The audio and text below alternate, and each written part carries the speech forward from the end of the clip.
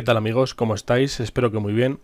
En este vídeo vamos a ver cómo seleccionar el inversor adecuado para nuestra instalación fotovoltaica.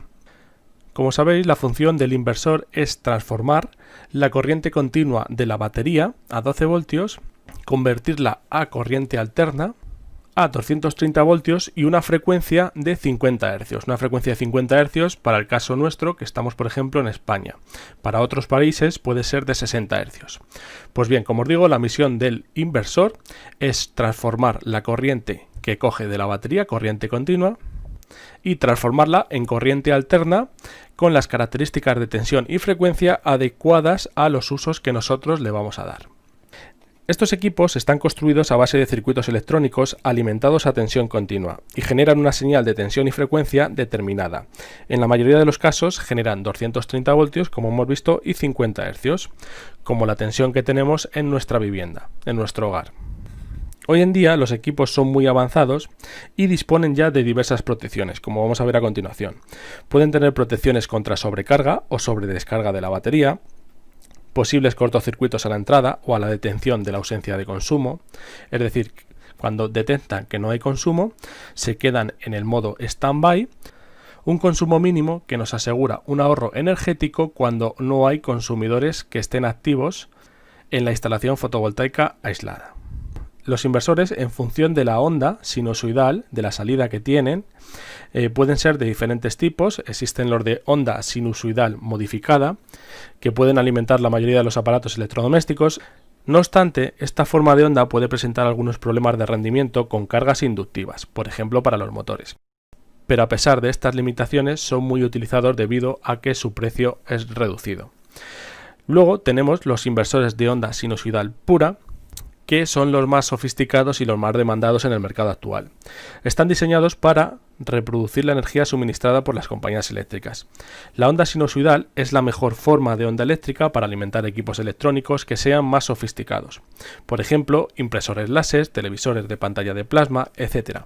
Además, con este tipo de inversores de onda sinusoidal pura, eliminamos los problemas de rendimiento e incompatibilidad con algunos aparatos electrónicos. Por ejemplo, las pequeñas rayas en las pantallas de los televisores es debido a los problemas que produce que la onda no sea una onda sinusoidal pura. O también el ruido de fondo en los sistemas de audio, pues ese ruido también proviene de la onda que nos está produciendo el inversor, que no es una onda sinusoidal pura. Una vez vistas las características de un inversor, vamos a ver en qué nos basamos para elegir el inversor que más se adapte a nuestra instalación fotovoltaica aislada. Como veis, aquí tenemos una hoja de cálculo. Como siempre os recuerdo, en cada hoja lo único que se rellenan son las celdas que están en blanco. En este caso serían estas que vemos aquí, que pone porcentaje de simultaneidad. Y prácticamente para seleccionar el inversor no tenemos que hacer nada. Dicho de otra manera, con los datos que hemos ido incluyendo en la hoja, en las diferentes pestañas, pues prácticamente ya podemos calcular la potencia necesaria para nuestro inversor. Primero vamos a ver cómo hacer el cálculo de la potencia necesaria y luego vamos a analizar esta hoja que nos proporciona un fabricante acerca de diferentes inversores. Cada columna es un inversor, un modelo de inversor, y vamos a ver cómo seleccionaríamos el modelo más adecuado para nuestra instalación. Bien, si vamos a la primera pestaña, a la pestaña de consumos, aquí vemos que teníamos consumos en corriente continua y consumos en corriente alterna. Lógicamente el inversor solo lo requerimos en el caso de que tengamos consumos en corriente alterna. Pues bien, los consumos en corriente alterna, cada consumidor tiene una potencia que especificábamos aquí en esta columna. También especificábamos el número de consumidores, las horas que los íbamos a utilizar al día y los días de uso a la semana. Con esta lista al final calculábamos la energía total que teníamos en consumos en corriente alterna, AC a 230 voltios, 50 Hz. Lo que a nosotros nos interesa para calcular el inversor es la potencia que demanda el equipo. De hecho, esta tabla, tal como la tenemos aquí especificada, la copia en esta otra hoja, que es donde hacemos el cálculo del inversor. Fijaros, tenemos exactamente los mismos consumidores. Lo que pasa es que aquí no podemos modificarlos, tenemos que incluirlos aquí. Los incluimos aquí y luego ya nos los copia aquí. Y aquí hemos añadido una columna más, que es esta que pone porcentaje de simultaneidad. Ahora os voy a explicar qué es esto y cómo se utiliza.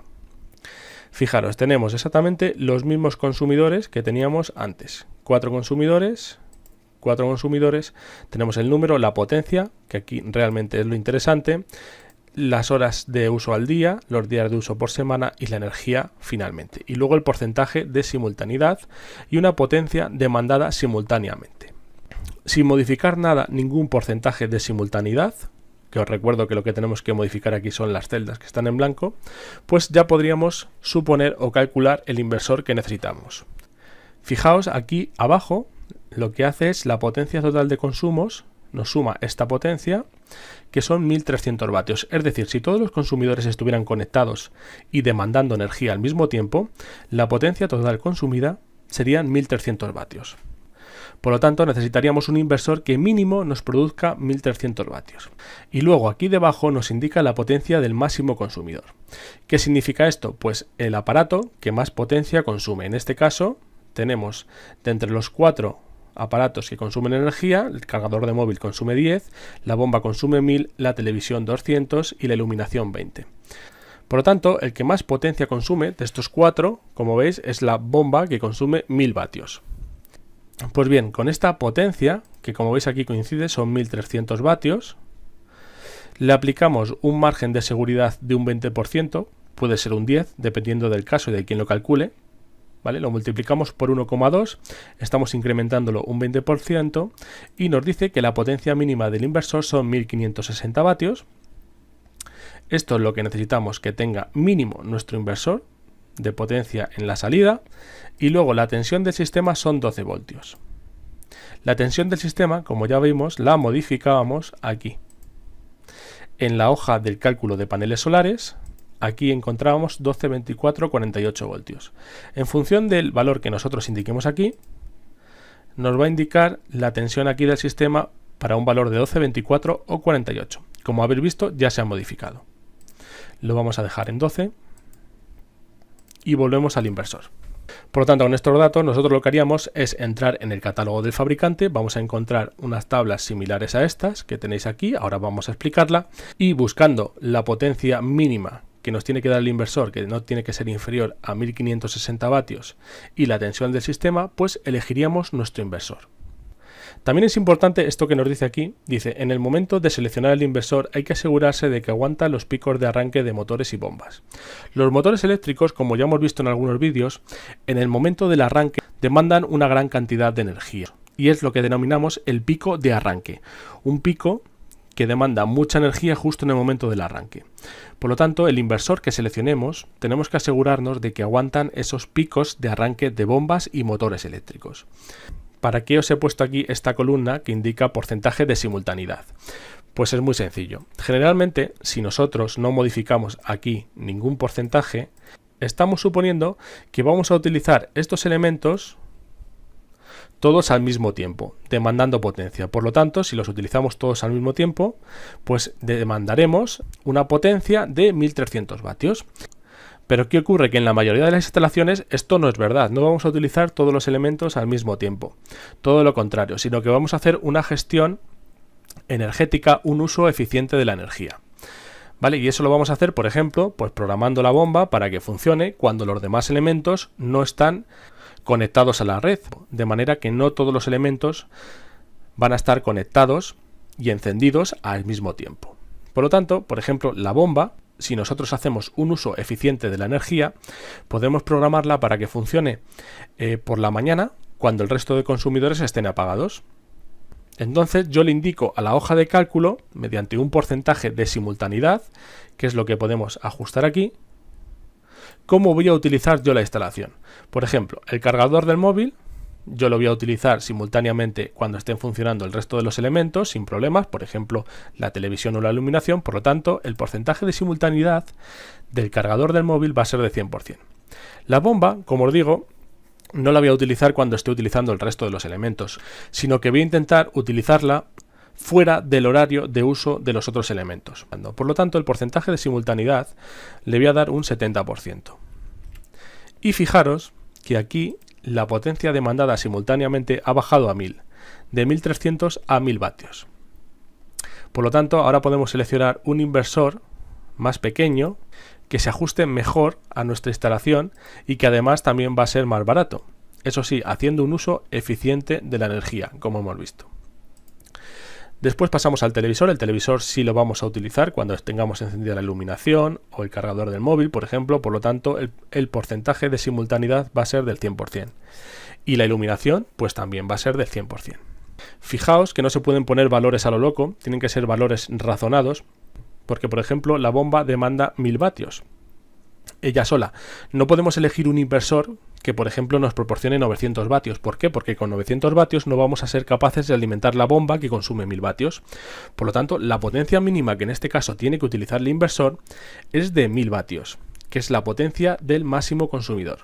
Imaginaos que no me doy cuenta de esto y aquí le digo, bueno, como la bomba la voy a programar fuera del horario donde voy a utilizar el resto de consumidores, pues la voy a poner un porcentaje de simultaneidad del 40%. Y fijaros lo que me dice, potencia demandada simultáneamente 700 vatios. Y nosotros sabemos que la potencia del máximo consumidor es 1000 vatios. Por lo tanto, con un inversor de 700 vatios, o si lo incrementamos un 20% son 840 vatios, no vamos a poder alimentar la bomba de 1000. Esto es obvio, pero muchas veces se nos puede pasar y aquí la hoja nos recuerda lo siguiente. La potencia mínima del inversor no puede ser inferior a la demandada por el máximo consumidor. Por eso aquí he incluido esta nota en el caso de que la potencia mínima del inversor sea inferior a la del máximo consumidor.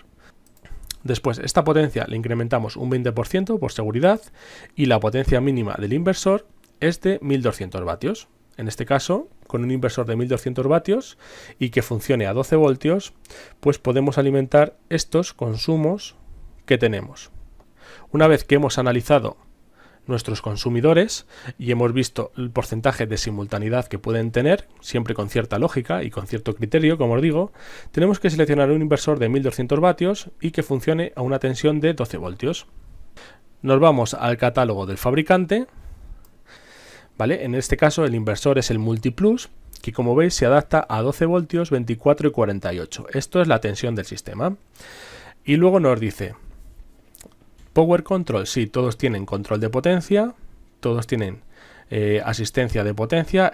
Estos son funciones electrónicas que lo que hacen es optimizar la potencia que se demanda en función del consumo, ¿vale? Y luego también tenemos un conmutador de transferencia de 16 amperios en este caso. 16 para estos tres, 30 para este modelo, 16 o 50 para este otro y 100 para este, que como veis es el inversor de mayor potencia. A continuación, como veis aquí, tenemos las características del inversor. Estas que estamos viendo aquí. Rango de entrada de tensión de 9,5 a 17. Esta es la tensión para sistemas de 12 voltios. De 19 a 33. Esta es la tensión de entrada para sistemas a 24 voltios y de 38 a 66, que esta es la tensión de entrada para sistemas a 48 voltios. Después, la salida que nos produce el inversor son 230 voltios en corriente alterna con un más menos 2%, una tolerancia del 2%, y la frecuencia son 50 Hz con una tolerancia de más menos 0,1. Estos inversores, aunque aquí no se ven, son de onda sinusoidal pura, ¿vale? Esto hay que tenerlo en cuenta. Otro aspecto muy interesante es que nos informa de la potencia continua de salida a diferentes temperaturas, ¿vale? Fijaros que a medida que aumenta la temperatura, el rendimiento del inversor baja. Potencia continua de salida 25 grados, vatios, 700, 1000, 1300, ha disminuido. Potencia continua de salida a 40 grados, 650, 900, va disminuyendo. Y potencia continua de salida a 65 grados, 400, 600. Es decir, a medida que aumenta la temperatura del inversor, baja su rendimiento y nos entrega menos potencia. Bien, después tenemos un dato muy interesante, que es el pico de potencia que son capaces de aguantar. Recordar que aquí os comentaba que en el momento de seleccionar el inversor hay que asegurarse de que aguanta los picos de arranque de motores y bombas. Pues ese pico de arranque vamos a saber si lo aguanta con esta potencia. Pico de potencia que aguanta, en el caso del inversor de 800 vatios, pues son 1600. Aquí nos aguanta un pico de 2400, de 3000, de 4000, etc. Tendremos que asegurarnos de que el inversor aguanta el pico de arranque del motor. La eficiencia máxima que tienen estos equipos, pues en este caso es del 92-94%, 93-94%, etcétera. Hay algunos que llegan incluso al 95%, son equipos ya muy eficientes, y este es un dato muy útil porque si recordáis, cuando calculábamos el rendimiento del sistema, el rendimiento global, en la pestaña número 3, teníamos que incluir el rendimiento del inversor. Y aquí incluíamos que el rendimiento del inversor podría ser del 95, del 90, del 85 y de inferior al 85%. Y en este caso nosotros incluimos un rendimiento del inversor del 95, que como veis es muy próximo a lo que nos indica aquí el fabricante, 93-94. Por lo tanto son inversores muy eficientes. El consumo en vacío, esto es lo que comentábamos antes del standby, en este caso son 8-10 vatios.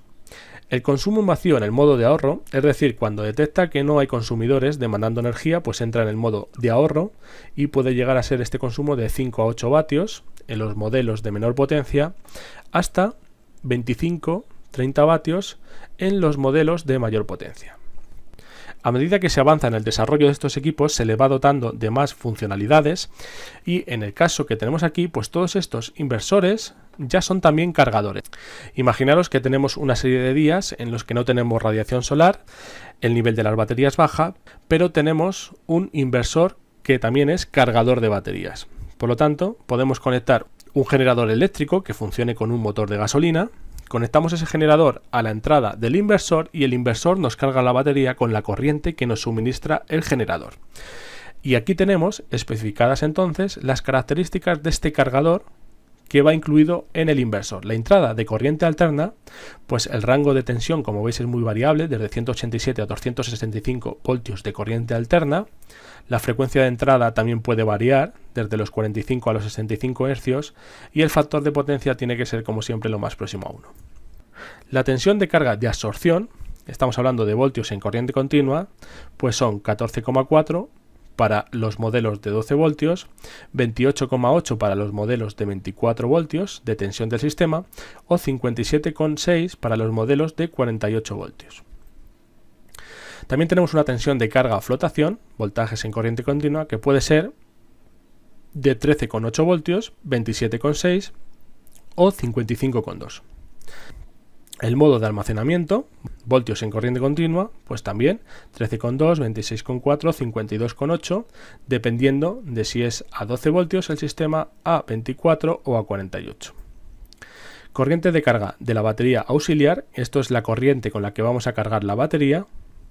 Aquí pues tenemos 35 amperios para el primer modelo y 16 para el segundo.